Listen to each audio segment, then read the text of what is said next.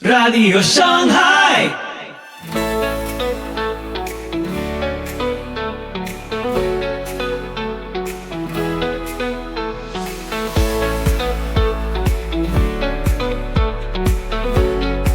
Muy buenos días, tardes o noches, donde quiera que estés. Soy Pippo Biglione y te doy la más cálida bienvenida a Radio Shanghai. Estás sintonizando el episodio 543 de nuestra octava temporada. Prepárate para lo que viene. Hoy, 10 claves para discípulos. Acompáñanos a explorar las profundas lecciones de 2 Corintios 6 con César Vidal. En 10 claves para discípulos, descubre principios esenciales para fortalecer tu fe y vivir como un verdadero seguidor de Cristo. Escucha ahora y déjate inspirar. Así que ponete cómodo, subí el volumen y empezamos. Soli Deo Gloria.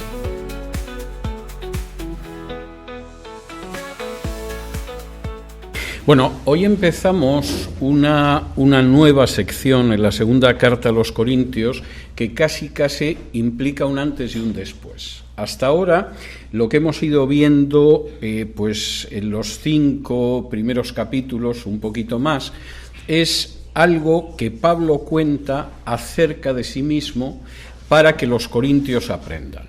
Y de alguna manera, cuando él les cuenta cómo debe comportarse un ministro del Evangelio, cómo se debe compartir el Evangelio, etcétera, etcétera, Pablo está hablando de él y de sus colaboradores y casi les está diciendo, bueno, mirad esto y de esto aprended cómo os tenéis que comportar. Y cómo tiene que comportarse una persona que está predicando el Evangelio, una persona que tiene una responsabilidad dentro de la congregación, etcétera, etcétera. Aquí Pablo tuerce hacia otro lugar el enfoque de lo que él está enseñando.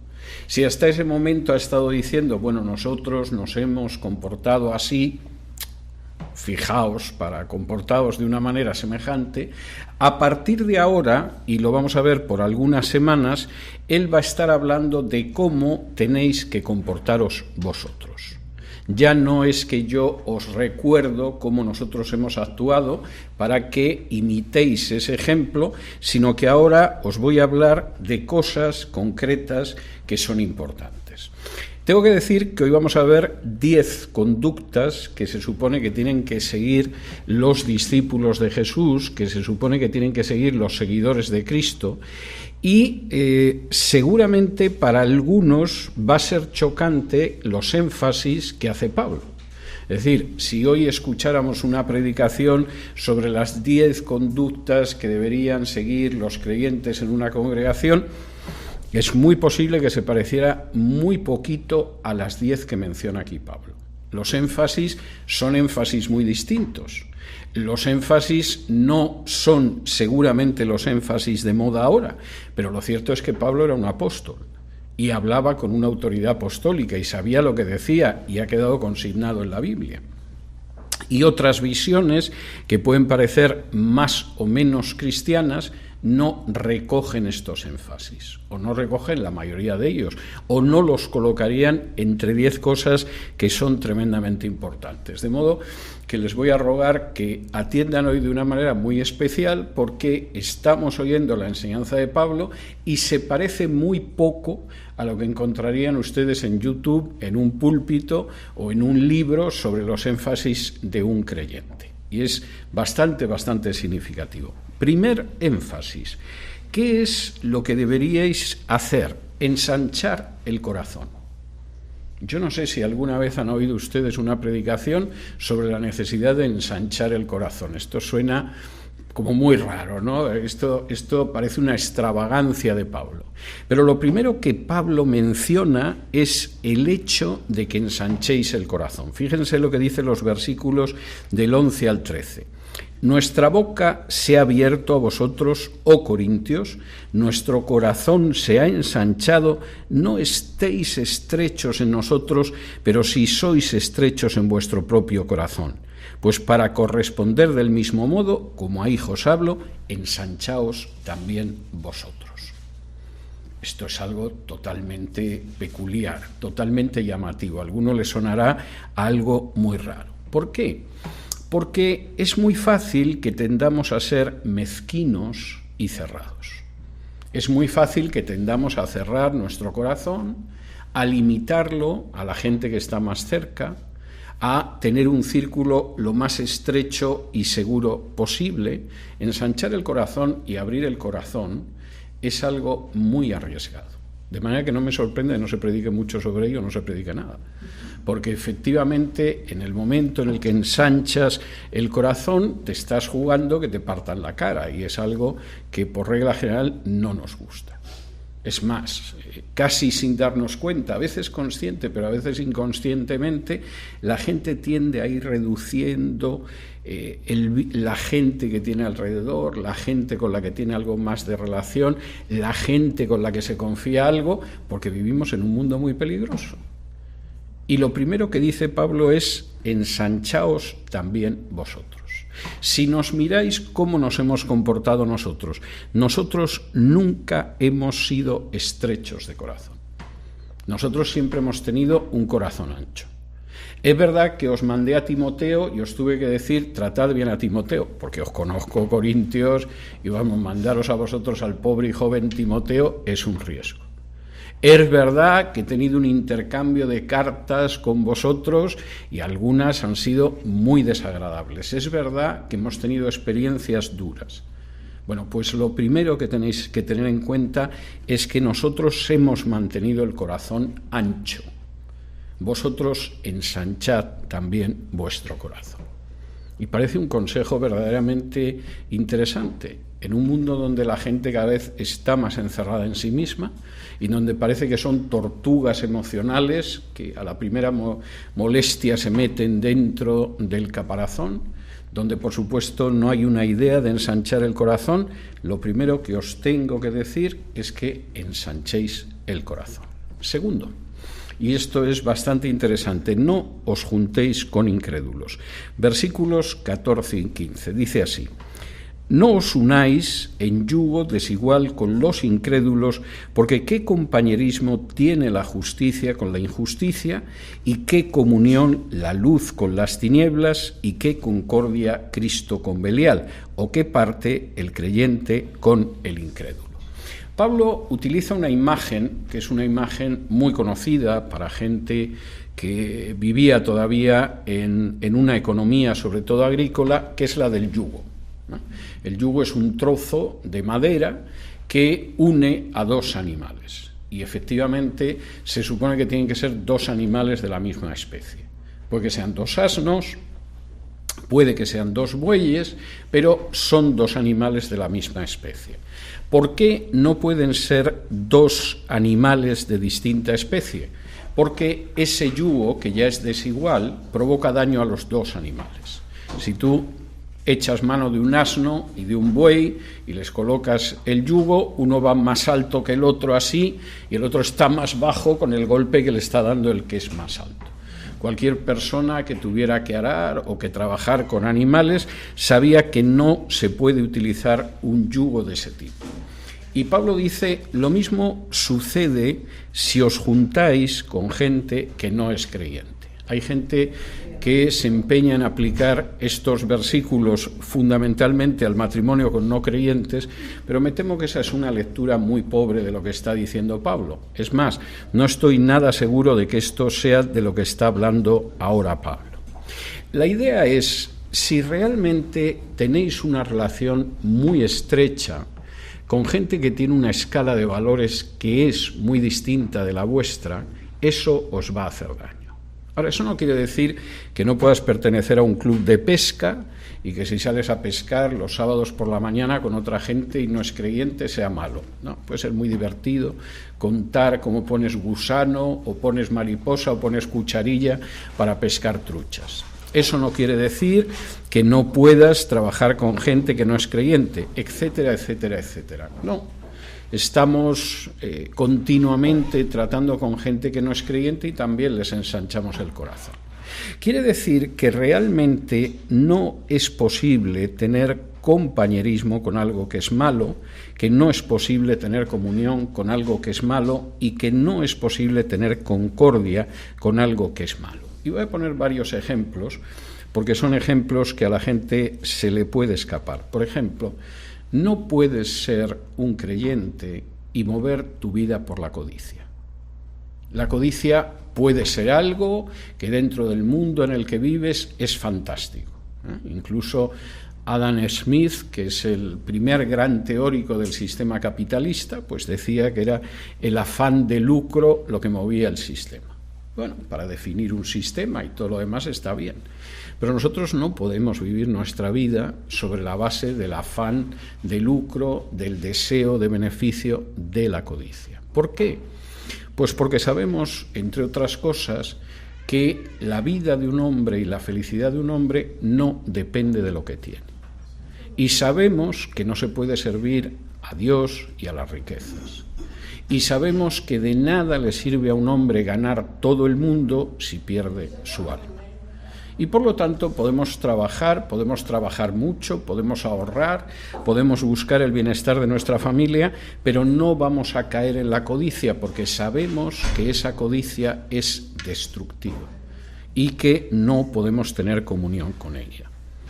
Tampoco vamos a caer en la trampa de las apariencias, y esto es tremendamente importante. En buena medida, nuestra sociedad se rige por las apariencias, por aquella impresión que causamos en los demás, por aquella sensación que producimos en otros. Hay gente que parece que disfruta única y exclusivamente sobre la base del impacto que le causa a los demás. Al final lo importante no es la casa que tienen, es cómo la gente se queda impresionada cuando ve la casa. Al final lo importante no es si tienen un buen automóvil, lo importante es que la gente se quede absolutamente abrumada viendo el automóvil. Y si además se sienten mal porque no tienen el automóvil, mejor. Y efectivamente hay gente que funciona de esa manera. Y como dice aquí Pablo, no. No es la forma de vida que debemos tener. No podemos tener una forma de vida en la que no damos el lugar correcto a las posesiones materiales, en las que no damos el lugar correcto a la justicia, en las que no damos el lugar correcto al trabajo, etcétera, etcétera. El mundo en el que vivimos no es así, claro, ya lo sabemos. Ya sabemos que el mundo no es así. Hay gente que el día menos pensado va a matar a alguien en directo en televisión para tener 5 minutos de gloria, pero el que consiga la mayor audiencia de televisión de ese fin de semana no lo convierte en algo bueno. Y nosotros partimos primero de ensanchar el corazón y luego de no asumir ese tipo de valores. Y es algo tremendo, pero es así. El otro día hablaba con una amiga que es actriz y es una amiga muy querida, y hablábamos del mundo del teatro.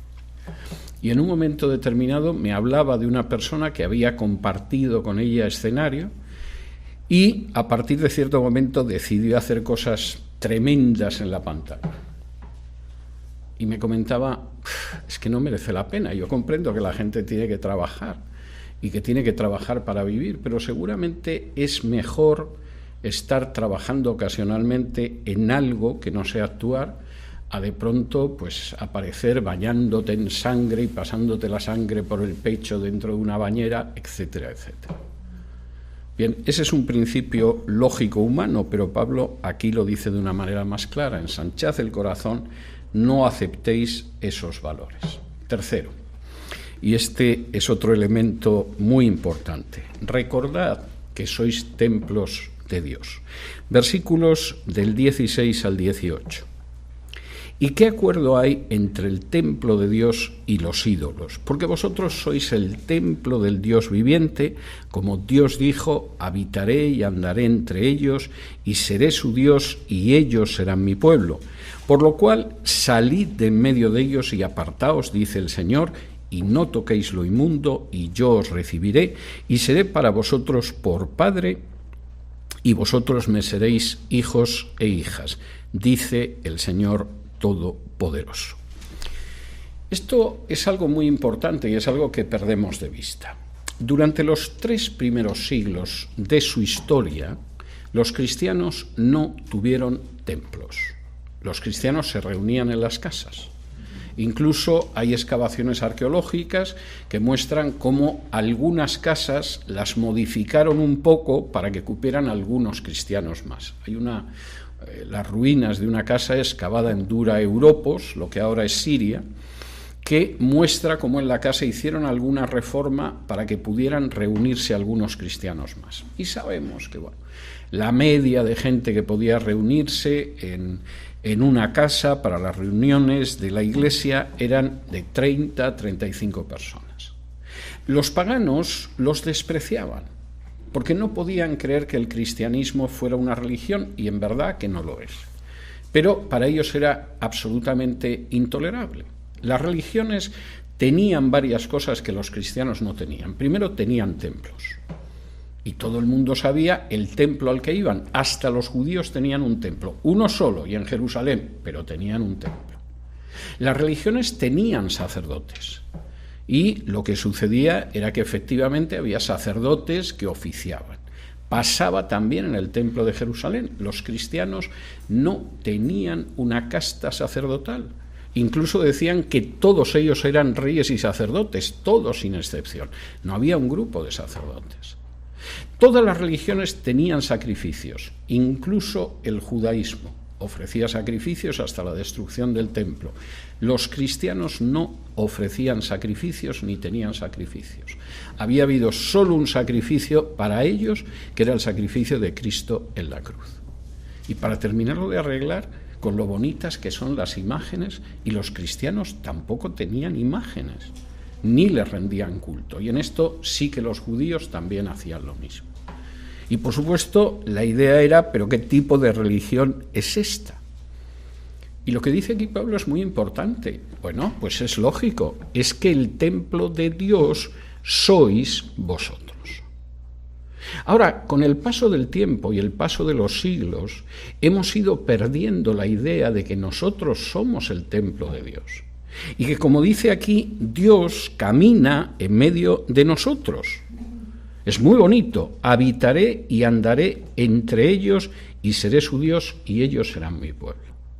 Y Pablo podía escribir a esta gente de Corinto, que estaba harta de ver templos en Corinto y que estaba harta de ver sacrificios y sacerdotes, imágenes, etcétera, y decir, no, nosotros somos distintos, nosotros somos el templo de Dios.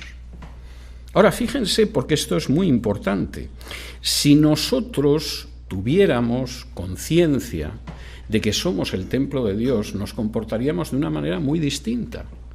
Pero desgraciadamente la idea de templo la hemos desplazado hacia un edificio, algo que a los paganos de los 3 primeros siglos les hubiera producido una enorme satisfacción.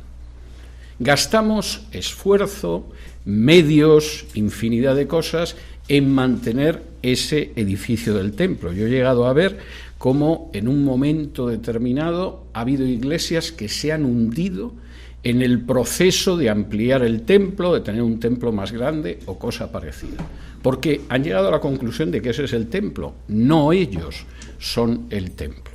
Y, por supuesto, no hace falta que diga que el número de gastos que va a parar simplemente al templo es desproporcionado con otro tipo de gastos. Y eso debería hacernos pensar y debería hacer que nos avergonzáramos. No tiene sentido que un edificio se lleve más recursos que la gente necesitada. No tiene ningún sentido que un edificio reciba más atención y más tiempo que la gente que necesita ayuda y necesita amparo. No tiene sentido. Y el Señor va a pedir cuentas por eso algún día. Pero en el caso de Pablo escribiendo a los corintios, ese no era un problema. No tenían que costear un templo, no tenían que pagar a clérigos, no presentaban sacrificios y encima tampoco compraban imágenes. Y Pablo les recuerda algo elemental. Vosotros sois el templo del Dios viviente. Y por eso no podéis tener ningún tipo de acuerdo con el mundo de los ídolos, y por eso lo importante es que viváis de tal manera que Dios camine en medio de vosotros. Hay que recuperar la visión que enseña el Nuevo Testamento sobre el templo de Dios. Y el templo de Dios somos nosotros. Y cuando uno es consciente de que nosotros somos el templo de Dios, intentamos vivir juntos y vivir cada uno de una manera distinta.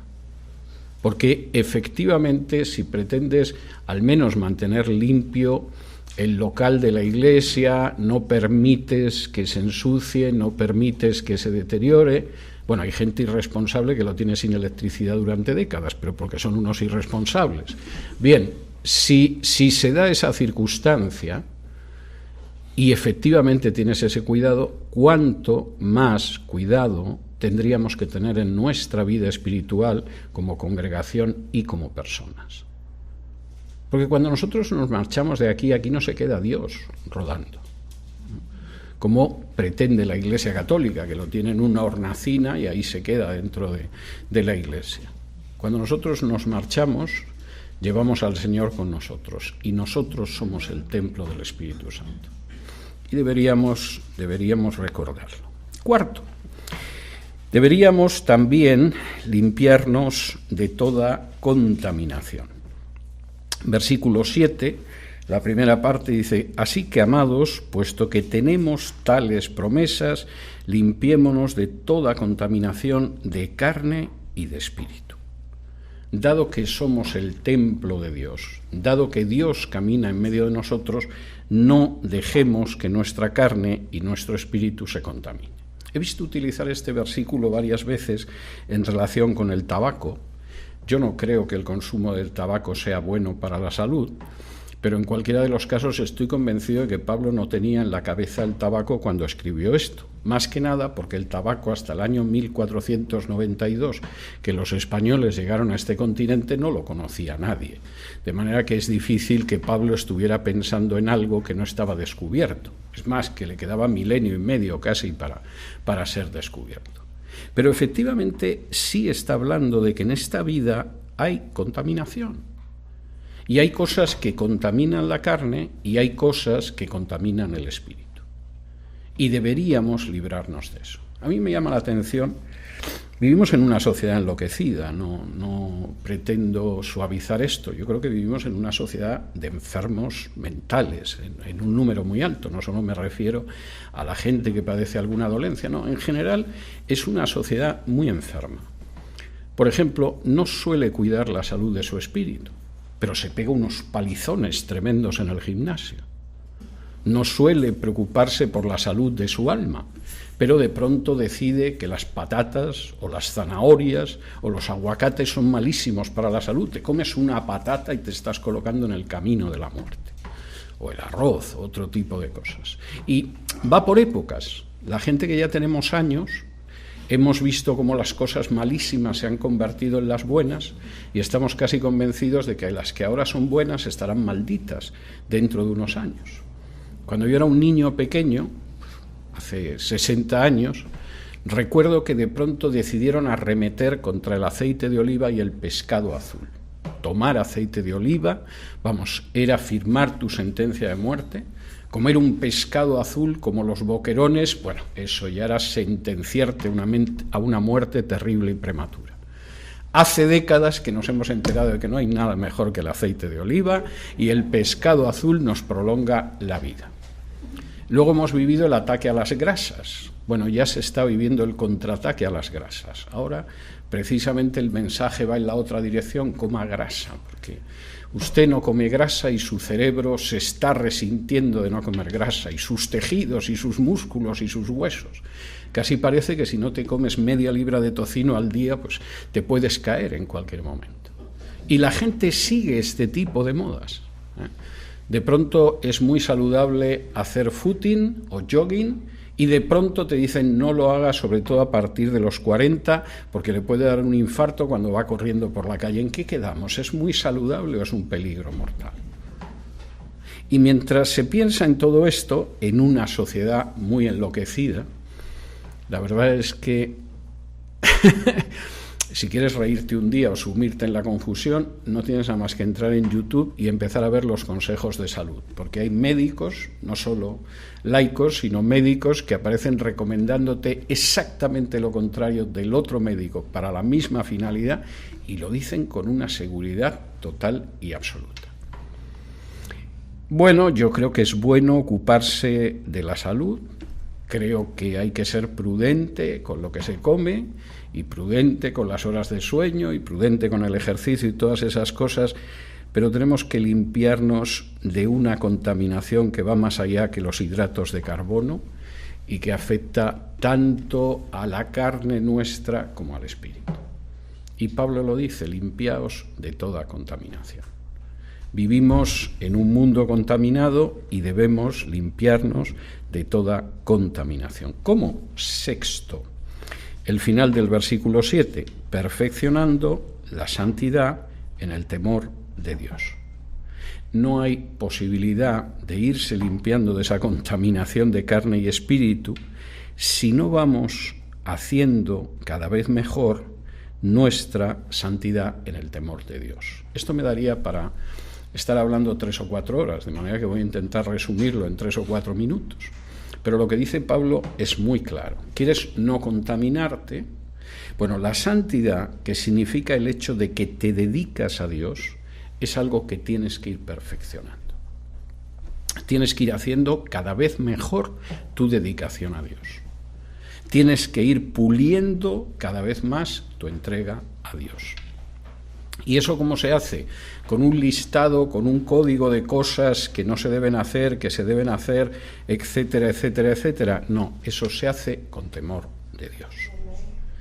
Y tengan ustedes en cuenta esto, porque lo hemos visto en alguno de los últimos estudios. Y lo mismo daba que fuera en los Salmos, que en Marcos, que en Pablo. Se ve que el Señor nos quiere decir algo, pero no es posible vivir como un creyente sin temor de Dios. Ahora, el temor de Dios no es el miedo a Dios en el que algunos nos han educado en un momento, ¿no? O sea, niño, no digas eso, que te va a castigar Dios.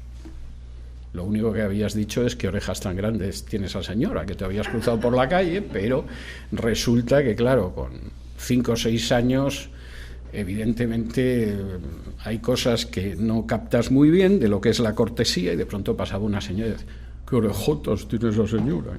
Y inmediatamente te daban un cachete y te decían: no digas eso, que te va a castigar Dios.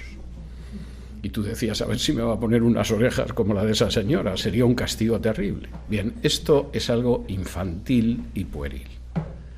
El temor de Dios es la idea de caminar buscando agradar a Dios y, sobre todo, además, no desagradarle. Y lo terrible del asunto es que efectivamente hay gente, incluso gente intensamente religiosa, que no tiene ni el más mínimo asomo del temor de Dios. Te dice con una desvergüenza absoluta: el Espíritu me ha dicho, y a continuación suelta un rebuzno que tú dices: pero ¿cómo te va a decir eso el Espíritu? Es algo que quisiera reírse de ti, es imposible. O actúa de maneras que no tienen nada que ver con el temor de Dios a la hora de manipular a sus semejantes, a la hora de ver cómo les saca dinero. Yo creo que hay gente que ve a sus semejantes y, en vez de ver seres humanos, es como si viera un rebaño de ovejas y está calculando la cantidad de chuletas de cordero, el valor de la lana y cosas parecidas que puede sacar a esa pobre gente, manipulándola y engañándola. Y Pablo dice: ¿os queréis quitar la contaminación? Está bien si dejas de fumar, no tengo nada en contra. Pero la contaminación es algo mucho más serio. Afecta a la carne y afecta al espíritu. Tiene mucho más que ver que con la dieta que sigues. No tiene nada que ver con el hecho de que seas vegano.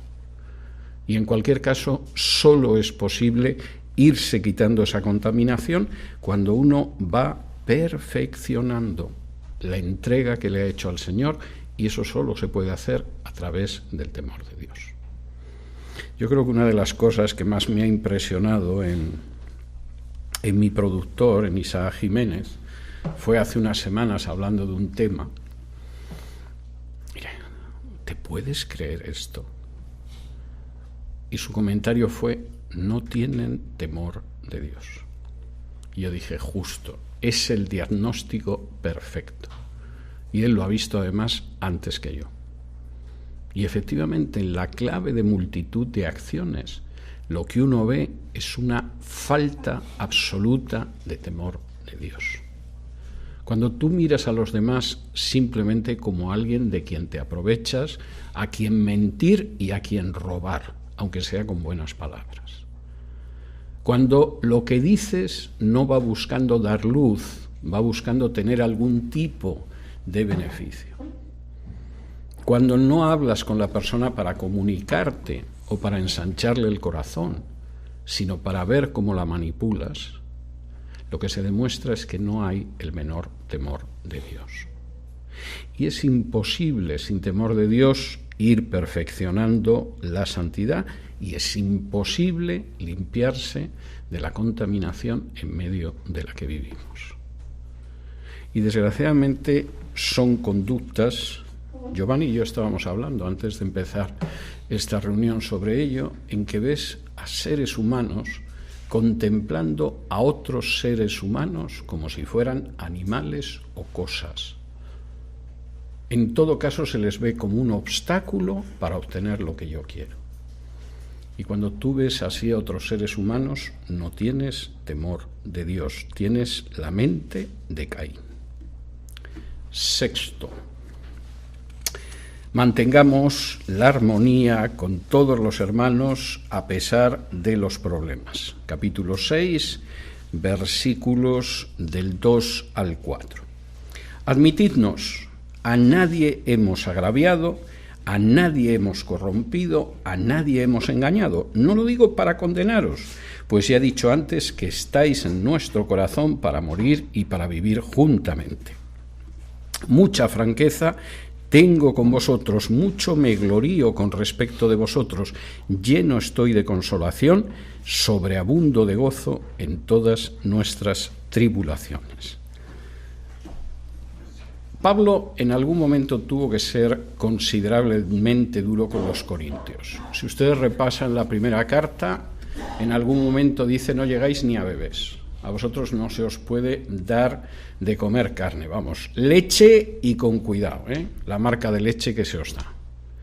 En algún momento hasta llega a decir: me temo que algunos de vosotros además nunca habéis conocido al Señor. Iréis a la iglesia, os habréis bautizado. Yo creo que algunos no habéis conocido al Señor jamás. Y en muchas ocasiones realmente lo que dice es muy duro. Lo lees en la carta y dices: anda que los corintios ya.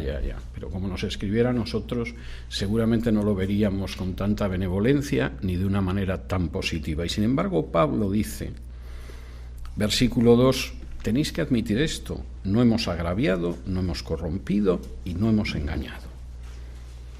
La manera en que nosotros nos hemos comportado es para mantener la armonía y la comunión dentro de los hermanos. Puede que os haya parecido duro. En algún caso es muy posible que os haya escocido. Pero lo que buscábamos precisamente era eso. Y no hemos corrompido a nadie. Y no hemos engañado a nadie. Todo lo contrario, os hemos dicho siempre la verdad. Hay gente a la que le ofende tremendamente que le digas la verdad. Yo hubo una época, lo descubrí cuando llevaba una época ejerciendo la abogacía, long time ago, y me encontraba con que había gente que no quería saber la verdad. Venía simplemente a que le dieras la razón. Si le dabas la razón, se ponían muy contentos. Si no les dabas la razón, se enfadaban incluso contigo, como si les estuvieras negando algo que era palpable y evidente. Y luego lo he visto en consejería y lo he visto en multitud de situaciones. No queremos escuchar, queremos escuchar esto. Y Pablo dice, pues nosotros os hemos dicho lo que os teníamos que decir con mucha franqueza, precisamente porque no hemos agraviado, no hemos corrompido y no hemos engañado. Mantenemos la comunión, pero no a costa del silencio ni de la mentira. Séptimo, dad consolación. Versículos del 5 al 7.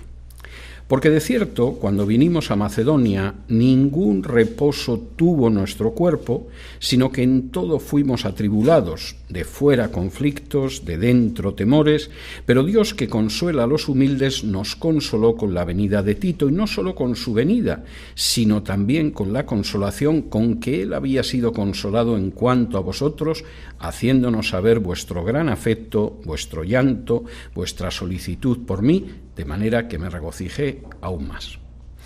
En esta vida hay muchos problemas, no les estoy descubriendo nada, vamos, a lo que hubiera alguien aquí extraordinariamente joven, muy apoyado por su familia, sin problemas en high school, esto es algo discutible. Decir que en esta vida hay muchos problemas es una obviedad, lo sabe cualquiera. Hay sufrimiento, hay problemas, hay soledad, hay dificultades.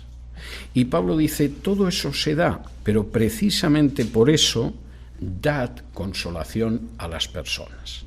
Y empieza citando su ejemplo. Y en el versículo dice, bueno, llegamos a Macedonia, teníamos el cuerpo que no descansaba, lo teníamos hecho migas, y además no teníamos nada más que problemas, solo teníamos tribulaciones. Por fuera, conflictos, y por dentro, un temor tremendo a lo que nos podía venir encima. Bueno, pero si era un apóstol, sí, pero teníamos miedo. Bueno, pero si el equipo iba con el apóstol, sí, pero teníamos temor porque la situación era difícil. Y viendo los conflictos que teníamos fuera, todavía más. ¿Y qué sucedió en esa situación? Lo que permitió que no nos viniéramos abajo, que siguiéramos aguantando, que nos enfrentáramos con los problemas, es, versículo 8, que Dios consuela a los humildes. Y nos consoló enviándonos a Tito. Y no solo eso, además viendo cómo vosotros habíais consolado a Tito. En esta vida es posible, hombre, hay gente que tiene un cierto ingenio para ello, pero no todo el mundo puede hacer reír a los demás. De hecho, hay gente que se gana la vida haciendo reír a los demás, lo cual quiere decir que exige un cierto talento o una cierta especialización. No todo el mundo sirve para eso. Pero para lo que sí podemos servir todos en mayor o menor medida es para dar consolación. Y Pablo además dice aquí que es Dios el que actúa a través de esas personas. Es muy bonito lo que dice en el versículo 6, Dios que consuela a los humildes. La palabra que utiliza además para humildes es la gente que está lo más abajo de todo. Bueno, no piensa que un multimillonario ya se consolará. En fin, de pronto Elon Musk pierde $1.000 millones en la bolsa y se consolará pensando que tiene 40 y tantos mil millones más y, en fin, es una pérdida, pero tampoco es tan grande. Se va a un resort el fin de semana y cosas de este tipo, pues ya se consolará él solo. Pero la idea de Pablo, aparte de que ese consuelo pueda ser más o menos discutible, es que Dios consuela a la gente que está más necesitada de consuelo, que está más abajo, que está más hundida. Y lo hace de manera que a veces no nos lo esperamos. Nosotros estábamos hechos polvo cuando llegamos a Macedonia, y ¿cómo nos consoló el Dios que consuela a los humildes? Nos mandó a Tito.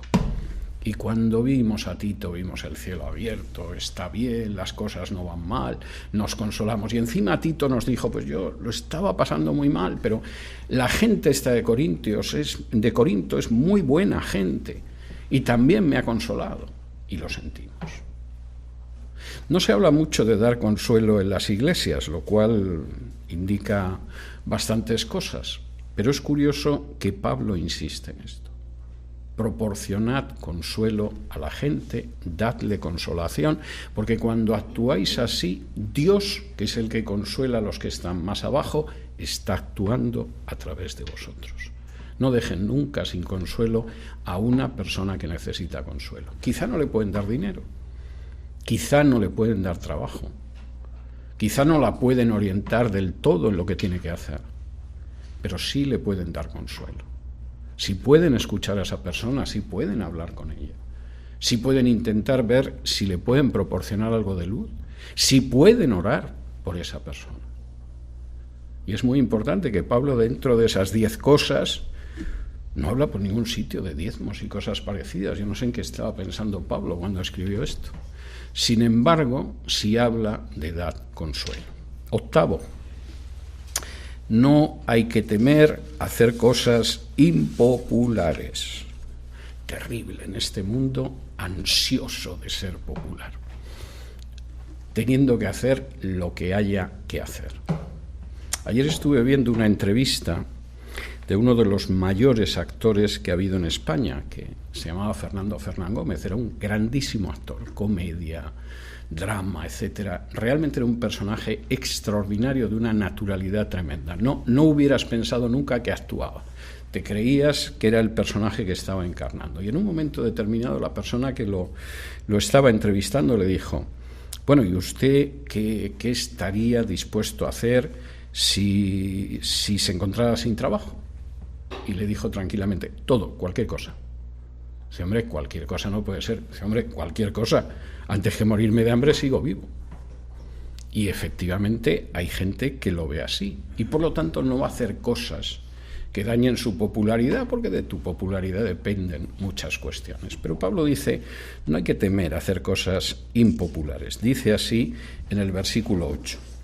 Porque aunque os contristé, para el que no lo sepa, porque esto es una palabra muy arcaica, habría que traducir mejor entristecí. Porque aunque os contristé con la carta, no me pesa, aunque entonces lo lamenté, porque veo que aquella carta, aunque por algún tiempo os contristó, ahora me gozo, no porque hayáis sido contristados, sino porque fuisteis contristados para arrepentimiento, porque habéis sido contristados según Dios, para que ninguna pérdida padecieseis por nuestra parte. Porque la tristeza que es según Dios produce arrepentimiento para salvación, de que no hay que arrepentirse, pero la tristeza del mundo produce muerte. Porque aquí esto mismo de que hayáis sido contristados según Dios, qué solicitud produjo en vosotros, qué defensa, qué indignación, qué temor, qué ardiente afecto, qué celo y qué vindicación. En todos habéis mostrado limpios en el asunto. Yo sé que os escribí una carta que os pusisteis muy tristes, y no me arrepiento. Es más, como dice el versículo 8, en aquel entonces dije, qué pena tener que escribir esto, pero lo hice. ¿Y por qué estoy tan contento? Porque os pusisteis tristes. Este Pablo es un sádico. Escribe una carta que pone a la gente triste y encima se alegra de haberlos puesto tristes. Y Pablo dice, es que hay dos clases de tristezas. Hay una tristeza que es la tristeza del mundo. Te sientes triste porque no tienes tanto dinero como tu hermano pequeño. Te sientes triste porque el vecino tiene una casa más grande que la tuya. Te sientes triste porque tus compañeros de universidad ganan más dinero que tú.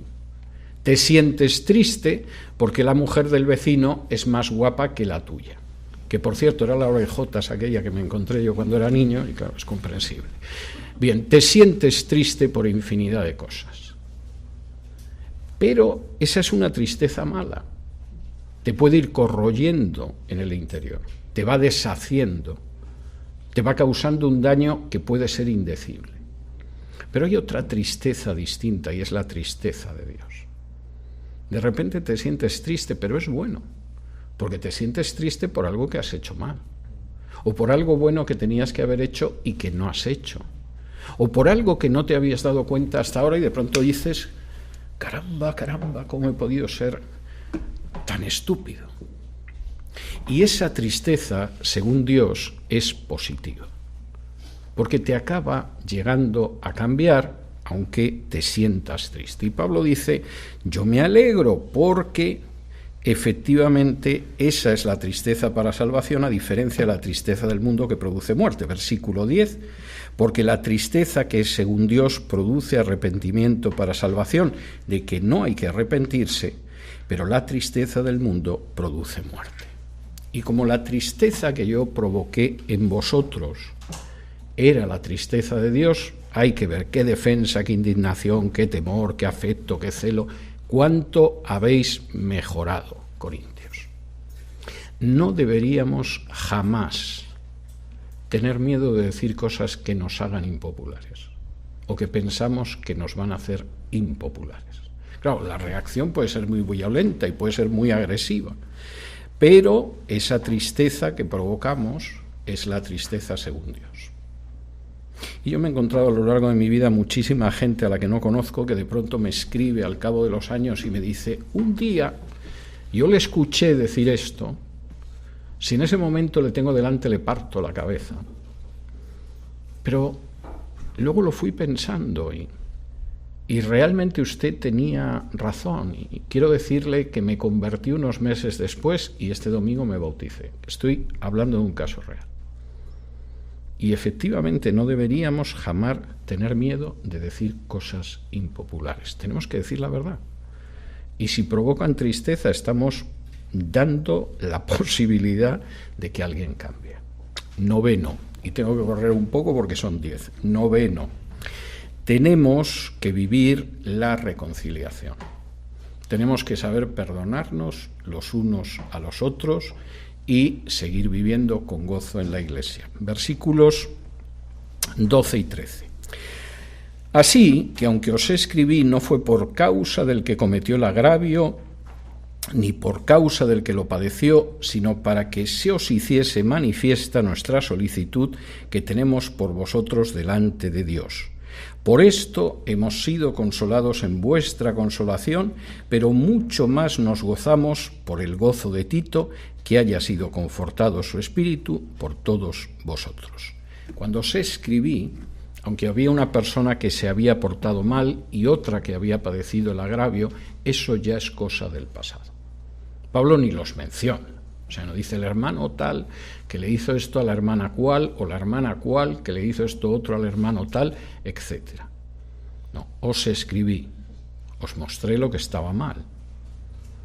No lo hice específicamente por esas dos personas, sino por todos, porque tenemos una solicitud por vosotros delante de Dios, y por esto hemos sido consolados viendo que aceptáis el arrepentimiento de los demás y vivimos la reconciliación. Décimo, cosa importantísima, celebramos lo que otros hermanos hacen bien. Y por cierto, hoy tenemos infinidad de motivos para celebrar, viendo el palizón que se han dado tanta gente en esta iglesia, por eso de que hoy es Día de la Madre, y parece que es de la madre, de la abuela y de la bisabuela por el trabajo de determinadas personas, en el cual prudentemente no me han atendido, porque ponerme a mí al frente de una barbacoa es un intento apenas escondido de que se queme la iglesia, o sea que comprendo perfectamente cómo la gente ha distribuido el trabajo. Pero Pablo dice así, versículo del 14 al 16. Pues si de algo me he gloriado con él respecto de vosotros, no he sido avergonzado, sino que así como en todos hemos hablado con verdad, también nuestro gloriarnos con Tito resultó verdad. Y su cariño para con vosotros es aún más abundante cuando se acuerda de la obediencia de todos vosotros, de cómo lo recibisteis con temor y temblor. Me gozo de que en todo tengo confianza en vosotros. Pablo mira a los corintios. Era una congregación muy imperfecta, recuerden ustedes la primera carta, no tenía más que líos. Gente muy inmadura, por lo menos algunos miembros. Una visión muy equivocada de cosas muy importantes. Pero Pablo se da cuenta de que también hay cosas que han hecho bien. Y Tito ha vuelto de la congregación de Corinto para decir, Pablo, me consolaron, son buena gente, son buenos hermanos, etc. Y Pablo celebra lo que sus hermanos hacen bien. No le molesta que sus hermanos lo hagan bien. No se siente inquieto por la competencia que significa que hay hermanos que hacen bien las cosas. Todo lo contrario, le da gracias a Dios porque hay más gente que hace bien las cosas. Yo he visto lamentablemente gente que teme a los hermanos que hacen bien las cosas. Tienen la sensación de que eso los va a eclipsar, los va a opacar, van a perder miembros, van a ingresar menos, en fin, todas unas conductas que no tienen nada que ver con la enseñanza de Jesús. Y Pablo dice, yo, sin embargo, mira que celebro la obediencia que tenéis y cómo hacéis bien las cosas. Y cuando las habéis hecho mal, pues os lo he tenido que decir. Y a Dios gracias ya hemos superado eso y cuando las hacéis bien estoy muy contento. Ahora fíjense ustedes en lo que Pablo nos ha dicho en el pasaje de hoy, porque no tiene mucho que ver con las cosas que oímos de lo que debería ser la conducta cristiana. Nos ha hablado de ensanchar el corazón, de vivir de una manera totalmente distinta a como viven los incrédulos, de recordar que el templo de Dios somos nosotros, no es el local donde nos reunimos, de que tenemos que limpiarnos de la contaminación, pero eso solo se hace cuando uno perfecciona su dedicación a Dios mediante el temor a Dios, de que debemos mantener la armonía con los hermanos, de que consolar a otros debería de estar entre nuestras prioridades, por muy limitados que sean nuestros medios, de que no tenemos que tener ningún temor de hacer o decir cosas que sean impopulares, de que vivir la reconciliación y el perdón entre nosotros debería de ser la cosa más normal del mundo, sobre todo teniendo en cuenta que todos hacemos cosas mal en algún momento. Algunos las hacemos muy a menudo, además. Y por último, que deberíamos celebrar y regocijarnos y alegrarnos de aquello que hacen bien otros hermanos. Entre otras cosas, porque en muchos casos las hacen mucho mejor que nosotros, son absolutamente indispensables. Si no fuera por ello, se quedaría sin hacer. Qué curioso, no parece que lo que Pablo escribe y hemos visto hoy sea algo en lo que se enfatice, se insista y se subraye mucho en muchas congregaciones. Quizá deberíamos reflexionar sobre si no hay gente que se ha apartado muchísimo del espíritu original, de la enseñanza de Jesús y de los apóstoles, y sin embargo hasta piensan que son excelentes cristianos. Nos quedan 3 minutos. Si alguien quiere formular alguna pregunta, estaré encantado de intentar responderla. No garantizo responderla, pero si hay alguna pregunta, todavía tenemos 3 minutos. Sí. La limosna, digamos, por aquí por la ruta 1 hay mucha gente pidiendo dinero, tal vez para pagar un cuarto, para comer algo en un rato. Cuando habla de, ¿cuál era? El de digamos como, no era exactamente, ya no me acuerdo, pero como el de ayudar, ¿incluye la limosna? La ayuda es muy variada. Vamos a ver, la ayuda en ocasiones implica... ¿Y ese tipo de ayuda? Sí, yo creo que incluye muchas cosas. Vamos a ver, la ayuda a veces implica el apartar una parte de nuestro tiempo para estar con una persona que lo necesita. A veces lo que entregamos es tiempo.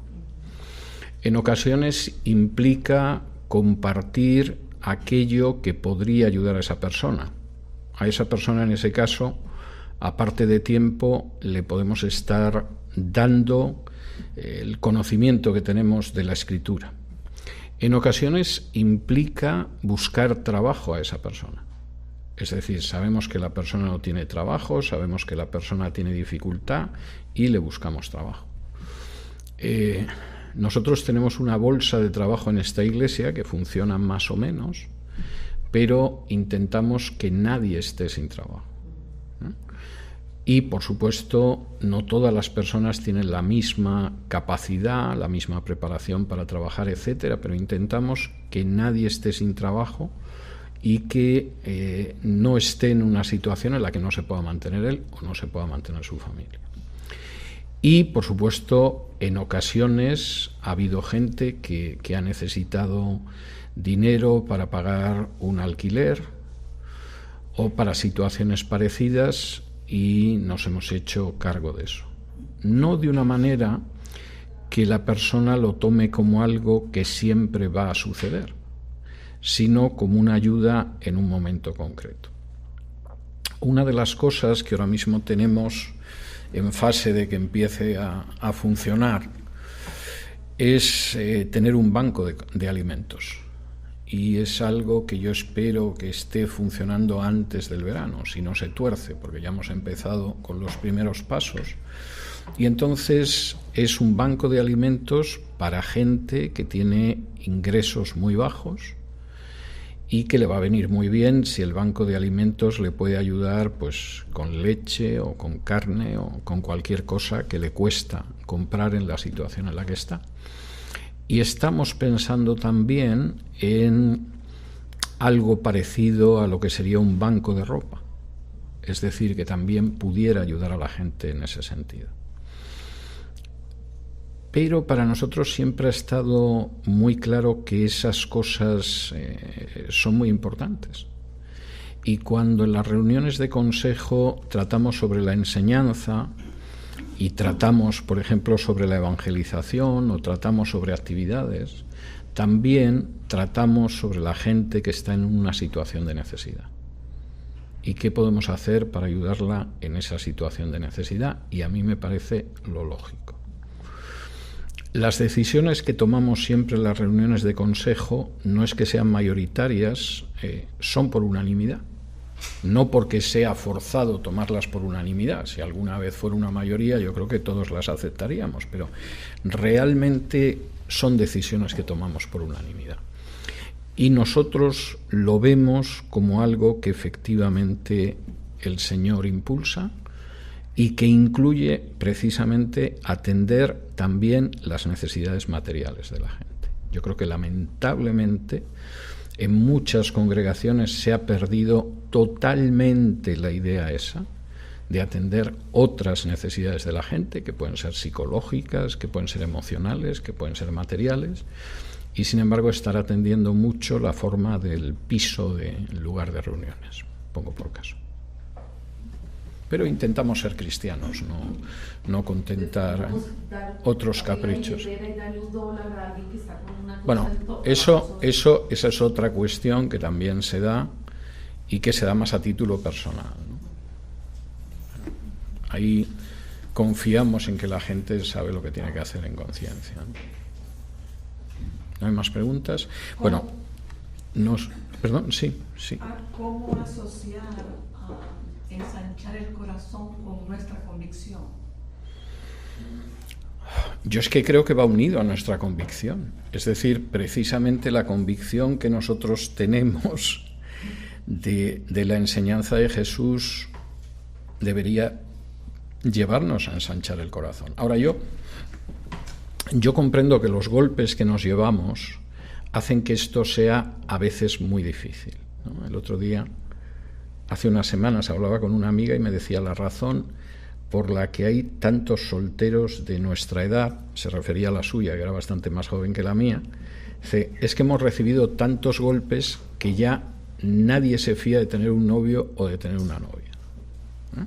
Y entonces el corazón se encoge y el corazón se cierra, ¿no?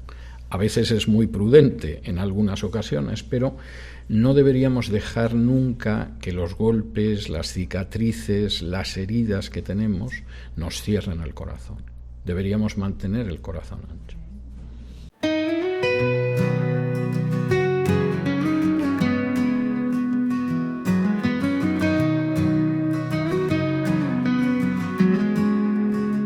Bendeciré al Señor en todo tiempo. Continuamente estará su alabanza en mi boca. En el Señor se gloriará mi alma. Lo oirán los humildes y se regocijarán. Engrandezcan al Señor conmigo. Exaltemos aún a su nombre. Busqué al Señor, Él me respondió y me libró de todos mis temores. Bendeciré al Señor en todo tiempo.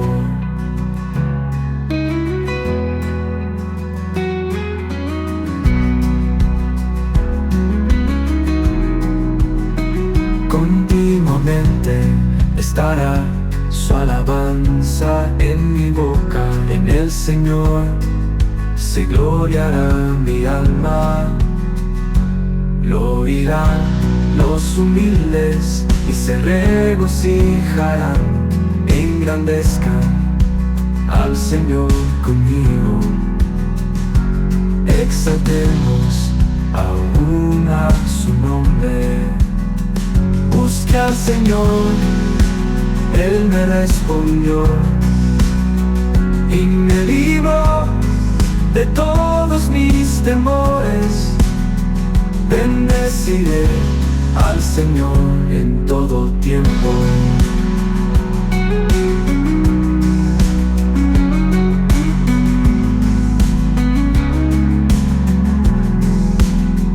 Bendeciré al Señor en todo tiempo.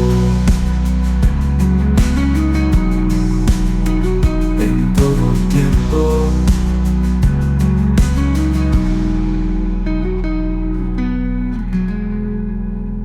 Bendeciré al Señor en todo tiempo.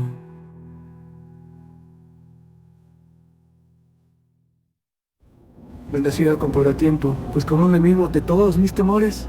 Bendeciré al Señor en todo tiempo y me libro de todos mis temores.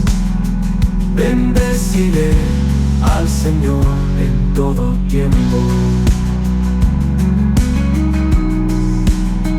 Bendeciré al Señor en todo tiempo.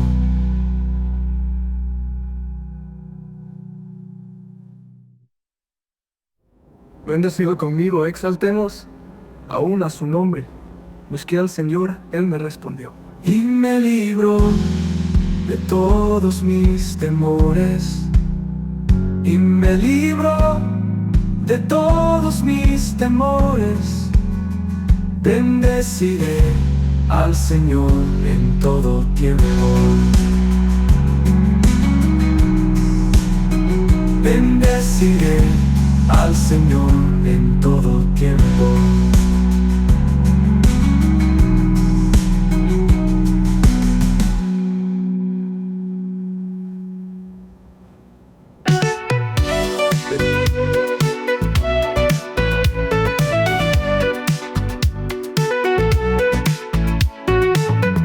Gracias por acompañarnos en este episodio de Radio Shanghai.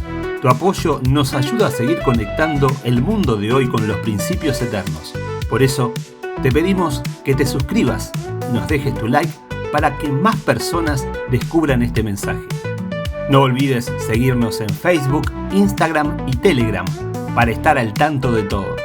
Te esperamos, Dios mediante, en nuestro próximo episodio. Que Dios te bendiga.